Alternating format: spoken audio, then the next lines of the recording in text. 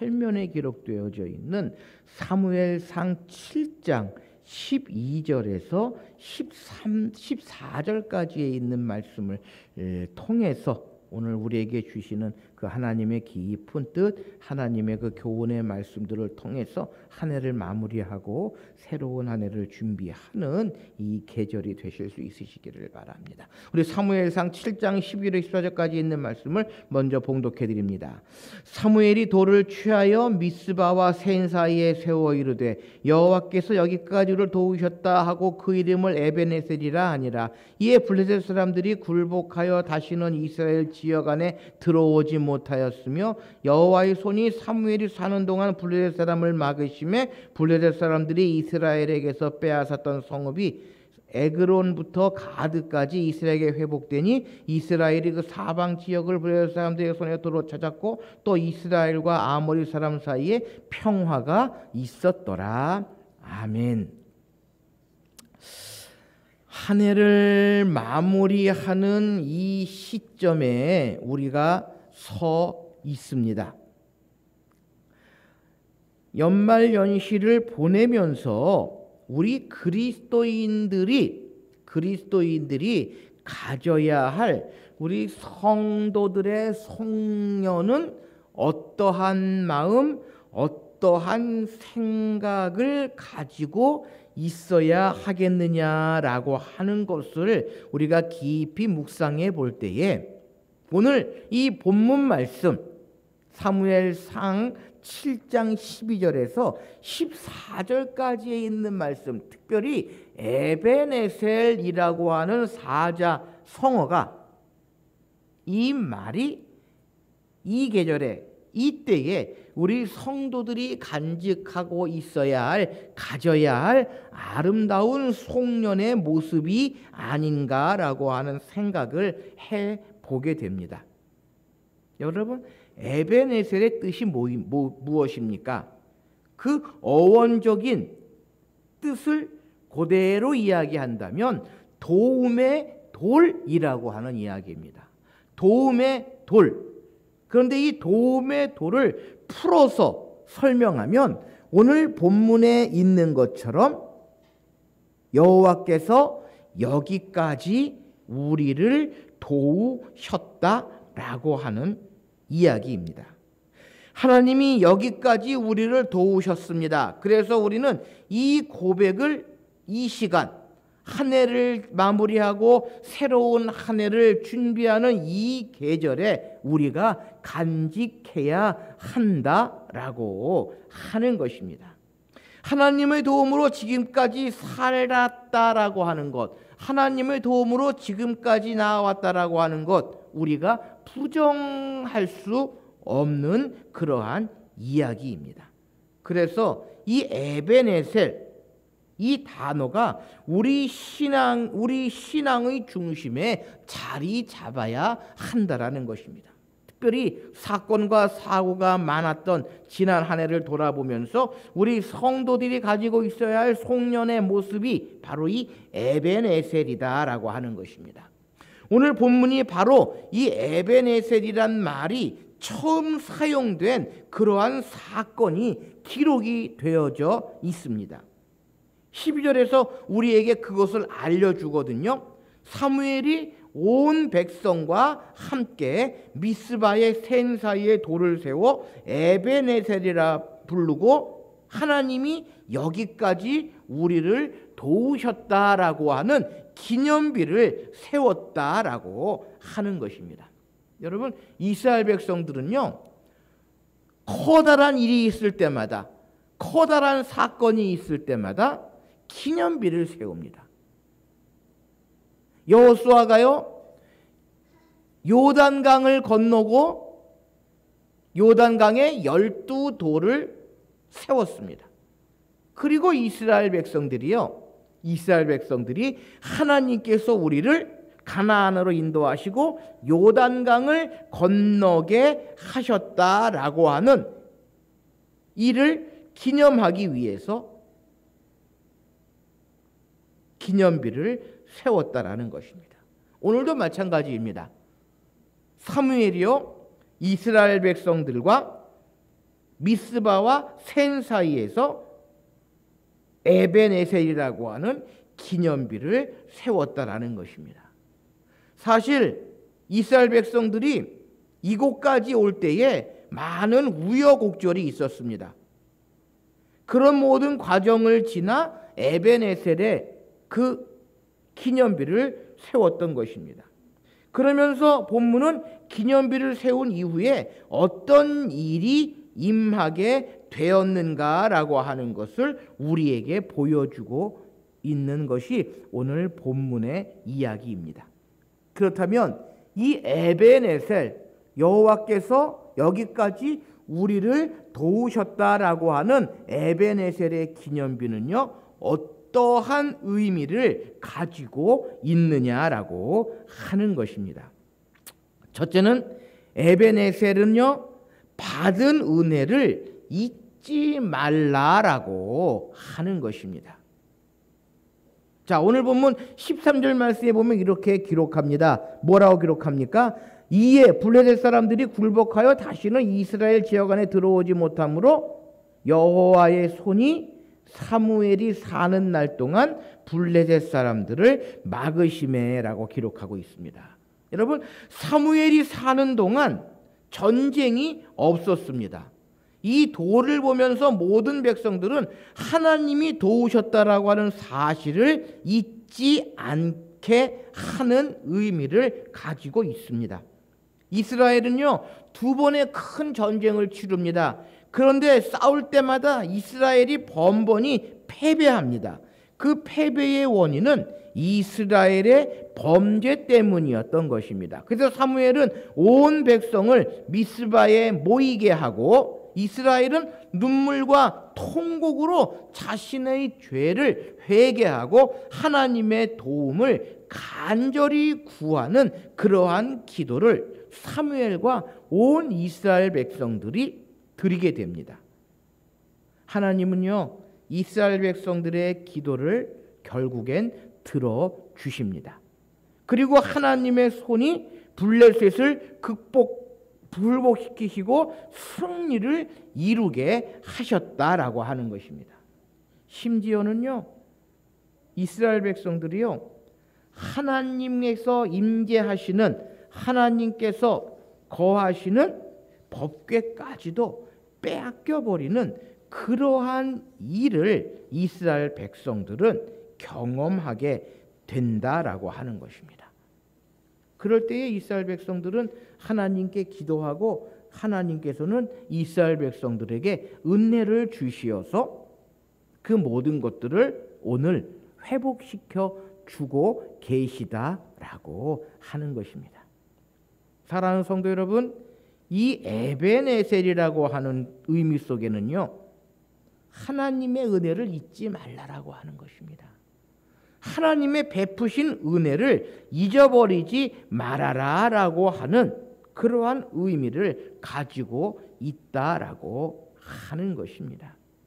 2024년 한 해 동안 주님은 우리를 축복해 주셨습니다. 우리는 이 은혜를 잊지 않는 기념비를 세워야 한다라는 것입니다. 마치 이스라엘 백성들이 전쟁으로 인해 힘들고 어려울 때에 하나님께서 그 모든 것들을 이겨나가게 하시고 극복하게 하신 은혜를 잊어버리지 않기 위해 이스라엘 백성들은 도움의 돌 에벤에셀을 세웠다라는 것입니다.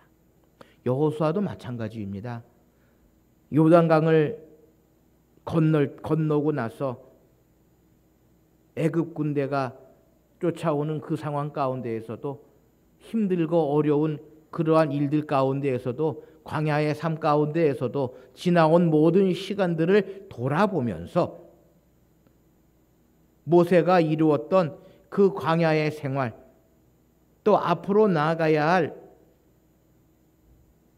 가나안에서의 모든 일들을 생각하며 하나님의 은혜를 기억하면서요, 요단강의 돌을 취하여 기념비를 세우는 그러한 모습들, 그러한 일들을 우리는 성경에서 얼마나 자주 보는지 모릅니다. 사랑하는 성도 여러분, 시편 기자는요, 시편 103편 2절 말씀에 내 영혼아 여호와를 송축하며 그 모든 은택을 잊지 말지어다.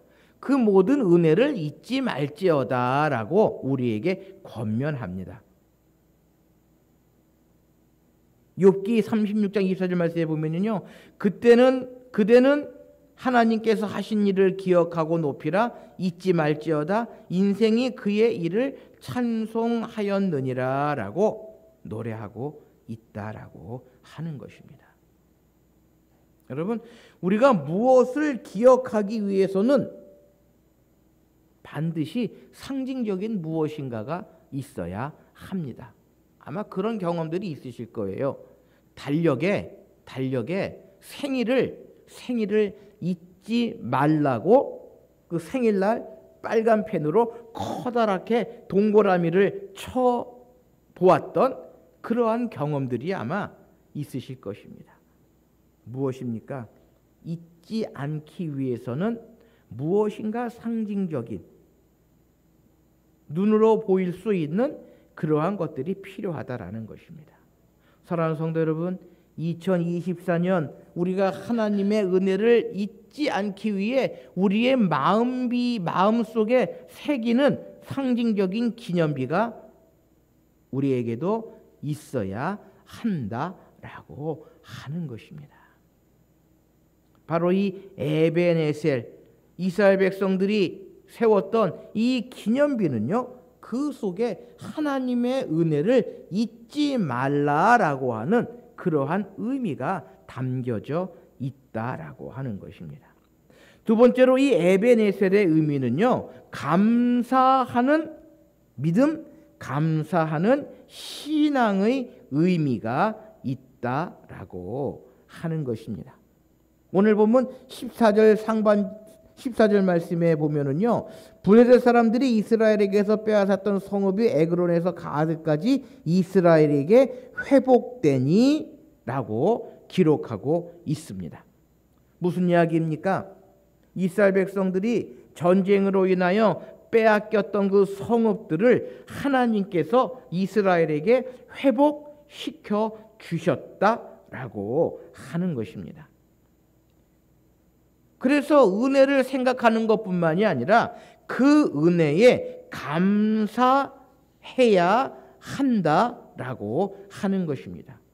회복시켜 주신 그 하나님께 감사해야 한다라고 하는 것입니다. 트레이시가 들려주는 우화가 있습니다. 천재들만 사는 나라가 있었습니다. 이 나라에서 어느 아침 태양이 떠올랐습니다. 그때 TV 속에서 속보가 흘러나왔습니다.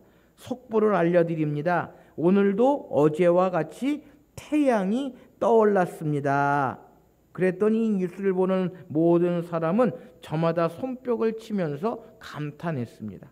그들은 서로의 얼굴을 보면서 이렇게 말합니다. 아니, 세상에 저 하늘의 큰 태양이 오늘도 떠올랐다니요. 너무 놀랍고 신기하지 않아요? 라고 서로 이야기했다는 것입니다.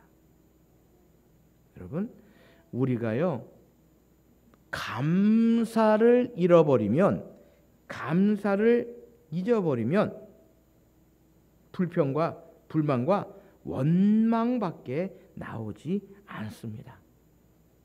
매일의 익숙한 일들 속에서 하나님의 놀라운 손길을 볼 줄 아는 사람, 이들이 살아있는 영성을 가진 그러한 사람이고요. 이러한 사람들이 감사할 수 있고, 그러한 사람들에게 하나님께서는 날마다 모든 것을 새롭게 하시는, 회복시켜 주시는 은혜를 허락해 주신다라고 하는 것입니다.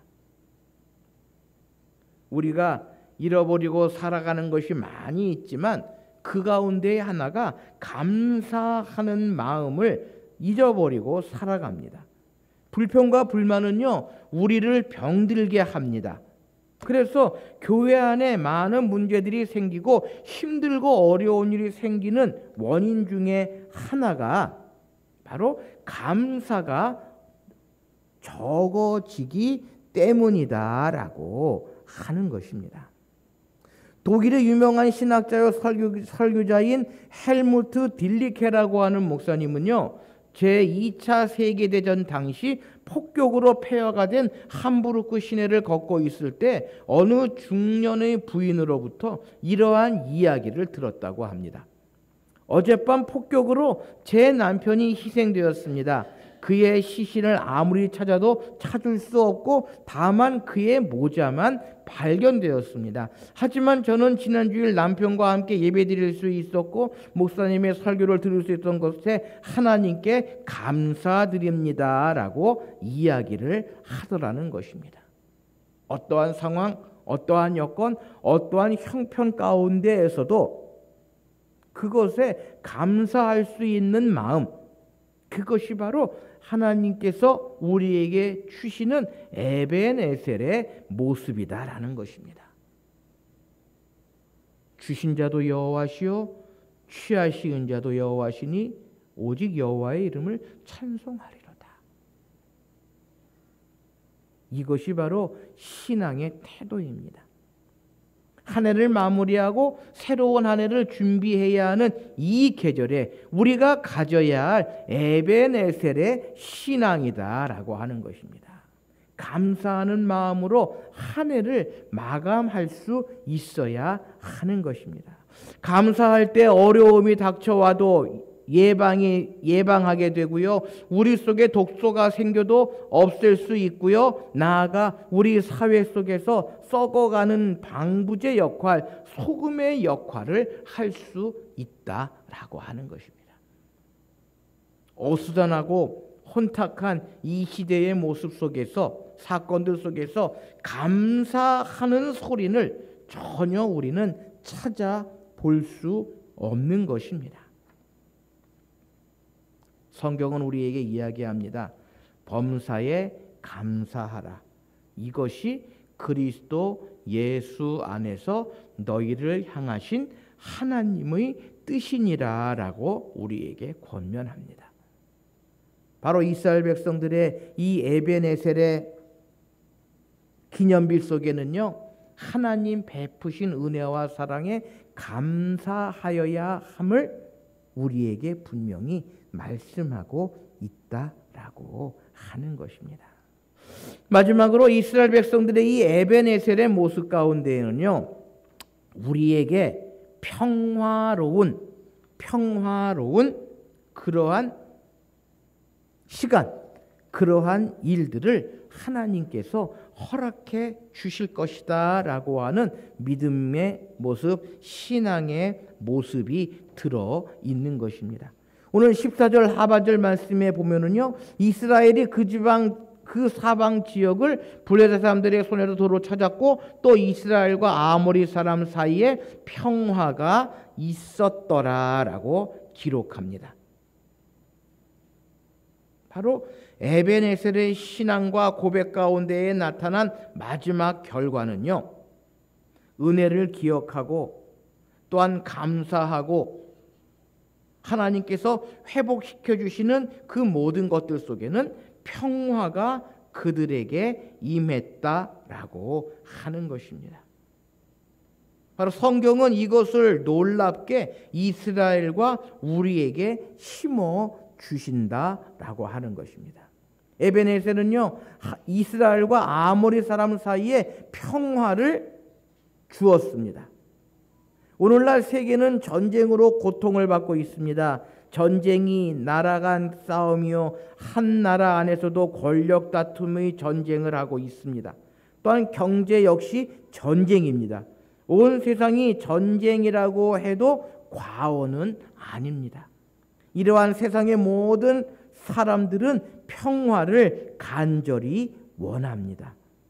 평안을 얻으려면요, 주님을 바라보는 믿음을 굳게 하는 것입니다. 내 자신의 마음을 비우는 것입니다. 다른 사람을 사랑으로 안아주는 것이다 라고 하는 것입니다. 바로 이 에벤에셀, 여호와께서 우리를 도우셨다라고 하는 이 도움의 돌 속에는요, 하나님께서 주실 평화를 담고 있다라고 하는 것입니다. 이 도움의 도를 바라보면서 하나님께서 모든 것을 회복시키시고 평화를 주셨다라고 하는 것을 우리에게 말씀해 주고 계십니다. 오늘 이 시대에 우리 그리스도인들에게 하나님께서 주시는 평화의 그 기념비가 무엇입니까? 바로 예수 그리스도다라는 것입니다. 주님께서는 이 땅에 평화의 왕으로 오셨다라고 설명하고 있습니다. 예수님께 이 땅에 오실 때에 천사들이 뭐라고 이야기합니까? 하늘에는 영광이요 땅에는 평화라라고 이야기를 합니다. 또 주님께서 부활하신 후에 두렵고 떨리는 마음으로 물을 걸어 잠그고 있는 제자들에게 오셔서 뭐라고 말씀하십니까? 너희에게 평안이 있을지어다. 우리 주님은요, 평강의 왕으로, 평화의 왕으로 이 땅에 오셨다라는 것입니다. 어찌 보면은 평화는요, 하나님의 본심이십니다. 평화는 우리 모두의 소망이고 이 세상에 사는 모든 이의 간절한 바람입니다. 그러기에 이 에베네셀, 도움의 돌, 여호와께서 우리를 도우셨다라고 하는 이 에베네셀의 의미는요, 그 속에 평화가 담겨져 있다라고 하는 것입니다. 여러분, 신앙생활의 궁극적인 목적 중에 하나가 바로 이 내적인 평화, 내적인 평안입니다. 고든 맥도널드라고 하는 분이 지은 내면 세계의 질서와 영적 성장이라고 하는 책이 있습니다. 그 책 속에서요, 우리의 마음의 질서가 잡히지 않을 때 불안하고 두려워하고 염려하여 몹시 흔들리고 혼란하다라고 정의를 내리고 있습니다. 그러면서 주님은 바로 이러한 내적인 내면 세계를 질서 있게 정돈하여 평안을 주시기 위해서 오셨다라고 설명합니다. 이 에베네셀 도움의 돌은요, 어찌 보면 이스라엘 백성들과 아모리 사람들 사이의 평화를 상징하기도 하지만 하나님과 이스라엘 백성들 사이에 이스라엘 백성들이 하나님만을 바라보고 하나님만을 의지하며 나아갈 때에 하나님께서는 평화를 주시겠다라고 하시는 하나님의 약속이기도 하다라고 하는 것입니다. 여러분, 평화는요, 세상이 주는 것이 아니라 하나님이 주시는 것입니다. 에베네셀을 고백하고 그 신앙으로 나아간 이스라엘 백성들에게 또한 우리에게 주시는 놀라운 하나님의 축복이요, 하나님의 은혜다라고 하는 것입니다. 그러므로 우리는 하나님께서 주신 평화를 바라보며 또한 우리를 도우시고 우리와 함께 하실 그 하나님을 생각하며 새로운 한 해 에베네셀의 믿음, 에베네셀의 신앙을 간직하고 있어야 한다라고 하는 것입니다. 지금까지 도우신 하나님께서 앞으로도 책임져 주실 것을 믿어야 합니다. 하나님이 이끄시고 능력으로 역사하실 것을 바라보아야 합니다. 지금까지 나와 함께 하신 하나님께서 앞으로 내 삶에 힘을 주실 것이라고 믿어야 합니다. 이제 모든 걱정과 두려움에서 해방되어 자유하시고 하늘에 내려온 참된 평화의 축복을 우리가 받아 누릴 수 있어야 한다라는 것입니다. 바로 그것이 우리 하나님께서 원하시는 길이고 하나님께서 우리에게 주시는 평화의 모습이다라고 하는 것입니다. 2024년 마지막 주일에 여러분들에게 저에게 주시는 신앙의 사자성어는 에베네셀입니다. 하나님이 여기까지 우리를 도우셨다. 더 나아가 새로운 한 해에도 하나님의 도우심으로 말미암아 모든 일들을 넉넉히 이겨나갈 수 있을 것이다 라고 하는 그 믿음, 그 신앙이 우리에게는 필요하다라는 것입니다. 그러기 위해서는 하나님의 베푸신 은혜를 기억해야 합니다. 감사한 마음으로 나아가야 합니다. 하나님과의 화평의 관계, 하나님과의 아름다운 관계를 이루어 나가야 한다라고 하는 것입니다. 이제 얼마 남지 않은 2024년, 그리고 우리에게 다가오는 2025년, 성도들의 송년회 이 에베네셀이라고 하는 단어를 통하여 한 해를 마무리하고 새로운 한 해를 준비하시는 저와 여러분들이 되실 수 있으시기를 바랍니다. 기도하시겠습니다.